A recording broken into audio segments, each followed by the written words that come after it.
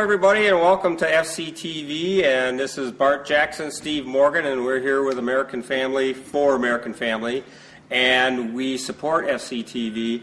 And today we're going to have a little more fun with where we are. We're going to support and promote safety for your home. October is the month where you do a lot of things to winterize, get ready for the big long winter in Minnesota. Bart, where are we? Well, today we're at Faribault Air Conditioning and Heating, and we're going to have Bill Keilen come out and talk to us about some of the things we can do with our furnaces and other items that we need to know about while we're getting ready for the cooler seasons. Well, I want to say thank you to our friends with Faribault Air Conditioning and Heating, and we have Bill Keilen, the president and the owner of Faribault Air Conditioning and Heating, and thank you so much for taking the time with us today. Thank you for stopping. We have a little moment here. This is Bill's 40th year in the business in Faribault. So let's say happy birthday to your business. Okay, way to go. All right, sorry for that. We're standing in front of a furnace because we need a furnace check every year for our house. Why? Bill, can you tell us what you do when you do a furnace check? Well, you check the gas pressures, filters, all the connections, the heat exchanger cracks. Basically, well, you just rattle off a whole bunch of stuff. I'm kind of confused right now. Yeah, I'm sitting here looking at this. Let's start with gas. You want to have the proper gas pressures so that the furnace runs at its top efficiency. With all the work that's going on in town right now, they're changing gas lines and everything else. You really want to make sure that you have the proper gas pressures. So in other words, I know that gas, there's these little things to regulate pressure. And so we need this certain amount of pressure going into our furnace? Correct. How do you check that? We have a special tool, it's called a manometer. Oh. And we have so much pressure coming in, so much pressure going out. Now, can this be something I could check on my own, or does I would not recommend the gas stuff. Don't do it yourself stuff. Okay. There's a lot of things you can do yourself, but gas pressure test, I would not do that. And then you mentioned cracks in the air exchange. I know this air exchange is... Oh, heat exchanger. Heat exchanger. So that's where the flames go through. That carries carbon monoxide. If you have a crack in it, you can get carbon monoxide into the house. It can make you sick. Could kill you. Oh, that's where the carbon monoxide detector comes in. Well, the thing is, though, we don't install carbon monoxide detectors in our utility rooms. So is there a way for us to even know that we're getting the carbon monoxide in there, or is this something where we need you to come in and check? Sometimes your carbon monoxide detector will go off by your bedrooms. Other times it won't. We have another tool that we come in and we check the heat exchangers. So remember, folks, if you're ever concerned, especially if your unit's 8-10 years old and you're not sure, it might be worth having a professional like Bill to come out there and check it, because you never know if maybe your heat exchanger is cracked and leaking a little bit of carbon monoxide. Yeah, well, it's not an option. I just do it. Get it fixed. Check it out. Okay. What else do you do, Bill? Check filters, and there's multiple different types of filters. We can do that, can't we? You can do that. You bet. They make, anything from a 99-cent filter.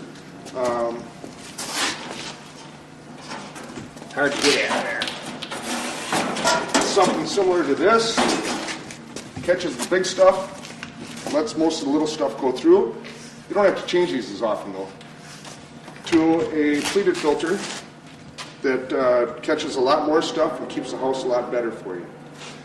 To electronic air cleaners, which catch about 95% of the stuff. So this right here will keep this stuff in here a lot cleaner, correct? Correct. So if you remember our video from the first time when we went to Faribault Heating or Faribault Quality Appliance, you remember we saw all the lint that had collected in the dryer. Can you imagine how much air goes through these units here? And imagine if your filter's not pulling out enough of those particles, how much is collecting inside of here? The other part is if these get plugged, then you don't move any air and your furnace will actually malfunction. Oh yeah, like work really hard. And, talk about efficiency of filters. There's quite a bit of different efficiency matters in furnaces. I remember many years ago, it cost quite a bit to gain some efficiency in the furnace. And that's not true nowadays? That's not true anymore.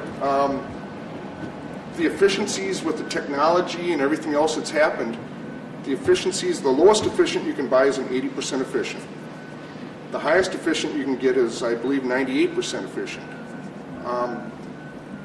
There's not a tremendous amount of difference in prices anymore.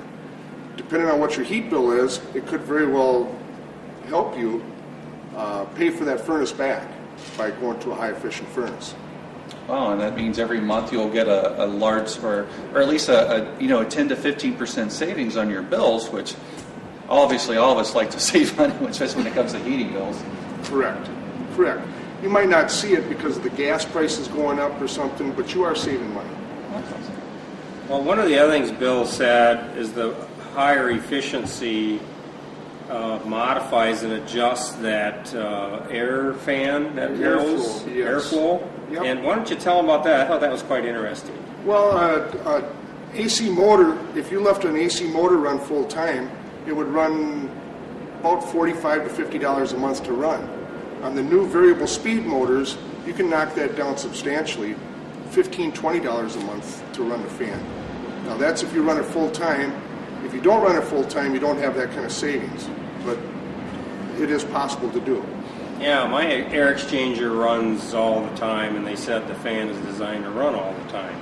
Correct. So I hear what you're saying, where if it can modify the speed, lower the cost of the energy to make the fan twirl. Yeah, that's amazing.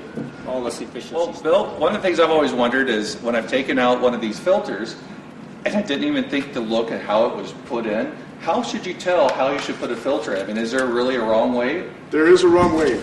Each filter has an arrow on it. The arrow is for airflow. The arrow points towards the furnace. So it would be pointing into here, correct? If you're going into here, the arrow will point this way. If it's up above, the arrow points down. Okay. Well, I have seen the arrow. I always use the arrow, but I've often said to myself, yeah, right, what difference does it really make here? But it does make a difference. It does make a difference. These filters, not so much. These filters have metal on one side, none on the other side. The airflow has the metal to the inside so that it helps catch everything. okay, I got it. Okay. Another good idea, write the date on it. Oh yeah, I got dates all the time on my stuff. If I croak, they'll seamless. And remember, you use this for your air conditioning also. So you need to change it during the summertime also. And you suggest that once a month or once every 6 weeks? Depending on the house, every month, every 6 weeks. How about pets? That's best. Does it make sense? If you have pets, preferably every month. Okay.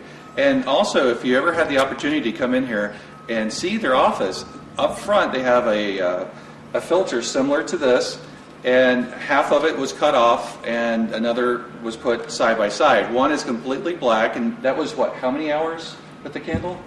That was about 2 weeks.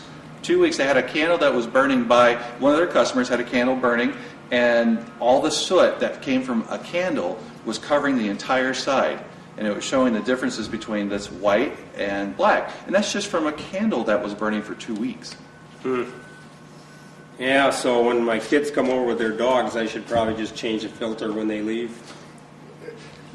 After you clean up. Okay. All right. I got one other thing. Like this isn't the only appliance in most houses. People have fireplaces, and I know we have it's a great gas fireplace. Just turn it on, turn it off.